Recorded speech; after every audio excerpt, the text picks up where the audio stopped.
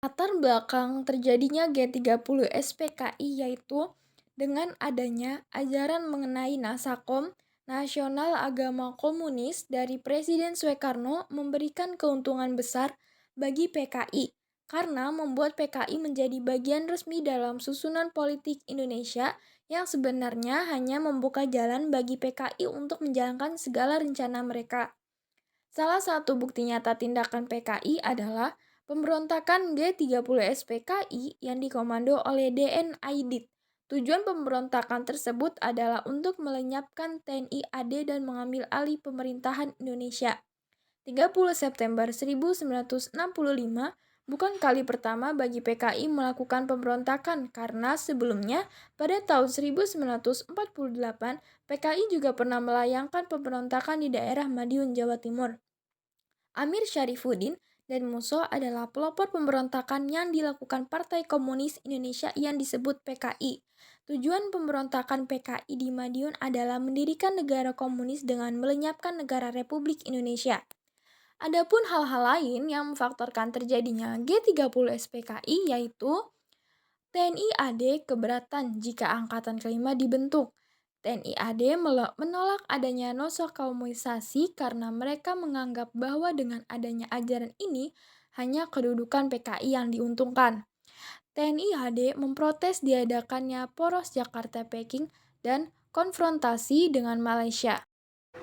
Peristiwa G30 SPKI terjadi pada tahun 1965 dan dimotori oleh Dipa Nusantara Aidit atau di bawah kendali DN Aidit. Perkembangan PKI semakin nyata walaupun diperoleh melalui sistem parlementer. Pandangan itu disebut bertentangan dengan konsep Mao Zedong dan Stalin yang secara terbuka menyatakan bahwa komunisme dikembangkan hanya dengan melalui perang. G30 SPKI terjadi pada malam hari hingga dini hari, tepat pada akhir tanggal 30 September dan masuk 1 Oktober 1965. Gerakan pemberontakan yang dilakukan oleh PKI mengincar perwira tinggi TNI Angkatan Darat Indonesia. 3 dari 6 orang yang menjadi target langsung dibunuh di kediamannya, sedangkan lainnya diculik dan dibawa menuju lubang buaya. Tujuan utama dari G30 SPKI adalah menggulingkan pemerintahan era Soekarno dan menggantikan negara Indonesia menjadi negara komunis seperti yang diketahui. PKI disebut memiliki lebih dari 3 juta anggota dan membuatnya menjadi partai komunis terbesar ketiga di dunia setelah RCC dan Uni Soviet. Ada beberapa tujuan dari G30 SPKI, yaitu yang pertama, menghancurkan negara kesatuan Republik Indonesia dan menjadikannya sebagai negara komunis. Yang kedua, menyingkirkan TNI Angkatan Darat dan merebut kekuasaan pemerintahan. Yang ketiga, mewujudkan cita-cita PKI, yakni menjadikan ideologi komunis dalam membentuk sistem pemerintahan yang digunakan sebagai alat untuk mewujudkan masyarakat komunis. Yang keempat, menggantikan ideologi Pancasila menjadi ideologi komunis. Yang terakhir yaitu kudeta yang dilakukan kepada Presiden Soekarno terlepas dari rangkaian kegiatan komunis internasionalisme. Kronologi peristiwa G30 SPKI atau Gerakan 30 September 1965 bermula pada tindakan dan penyebarluasan ideologi komunis yang dilakukan oleh PKI menimbulkan kecurigaan dari kelompok anti-komunis. Tindakan tersebut juga mempertinggi persaingan antara elit politik nasional. Kecurigaan semakin mencuat dan memunculkan desas-desus di masyarakat. Terlebih menyangkut kesehatan Presiden Soekarno dan Dewan Jenderal Angkatan Darat. Di tengah kecurigaan tersebut, Letnan Kolonel Untung, Komandan Batalion 1 Kawal Resimen Cakrabirawa, yakni pasukan khusus pengawal Presiden yang memimpin sekelompok pasukan dalam melakukan aksi bersenjata di Jakarta. Pasukan tersebut bergerak meninggalkan daerah Lubang Buaya. Peristiwa ini terjadi pada tengah malam, pergantian hari Kamis 30 September 1965 menuju hari Jumat 1 Oktober 1965. Kudeta yang sebelumnya dinamakan Operasi Takari diubah menjadi Gerakan 30 September. Mereka menculik dan membunuh para perwira tinggi Angkatan Darat. Aksi tentara tersebut pada tanggal 30 September berhasil menculik 6 orang perwira tinggi Angkatan Darat.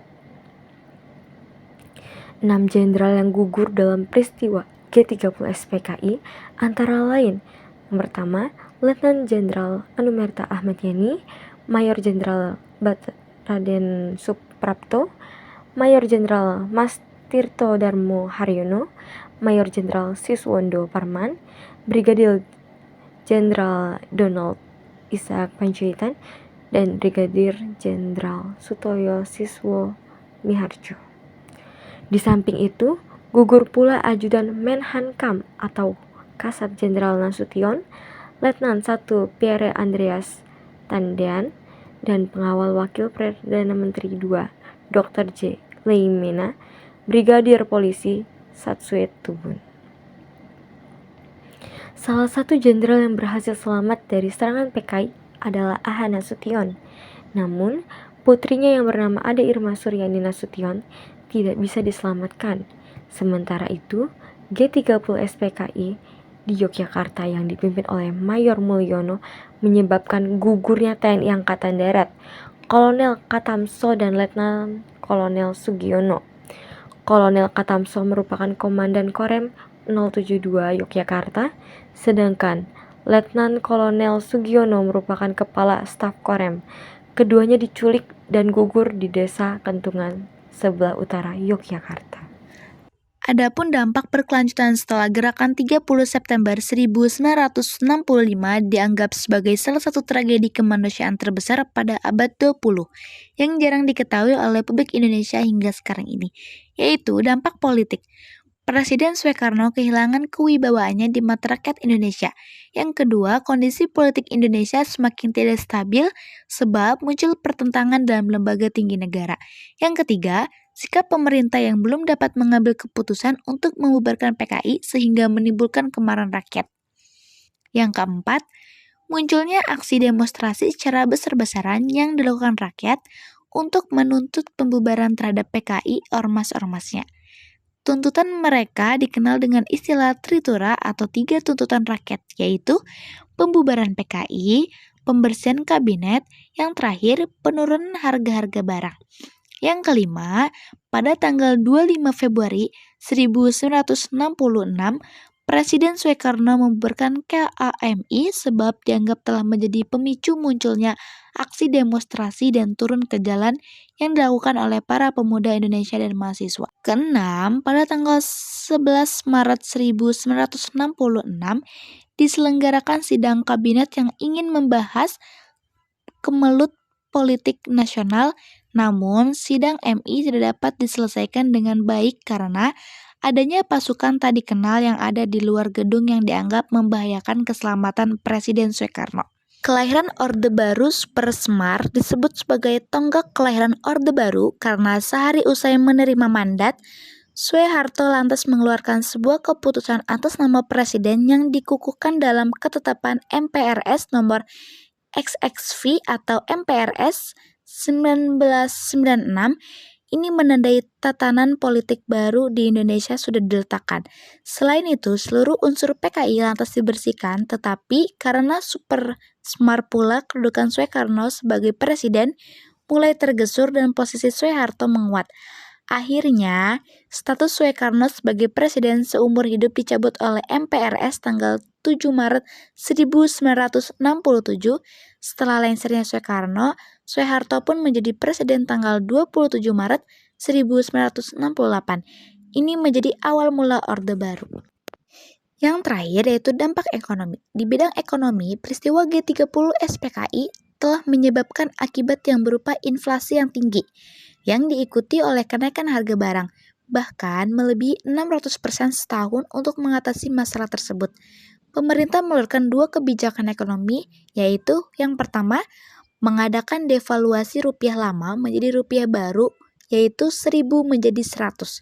Yang kedua, kenaikan harga bahan bakar menjadi 4 kali lipat, tetapi kebijakan ini menyebabkan kenaikan harga barang yang sulit untuk dikendalikan. Momen peninggalan G30 SPKI. Museum Lubang Buaya merupakan sebutan umum untuk kompleks tempat berdirinya Monumen Pancasila Sakti, yang menjadi tempat pembuangan para korban G30 SPKI yang terjadi pada tanggal 30 September 1965. Momen Pancasila Sakti dibangun untuk mengenang peristiwa pengkhianatan G30 SPKI yang berupa menggantikan ideologi negara dari ancaman ideologi komunis.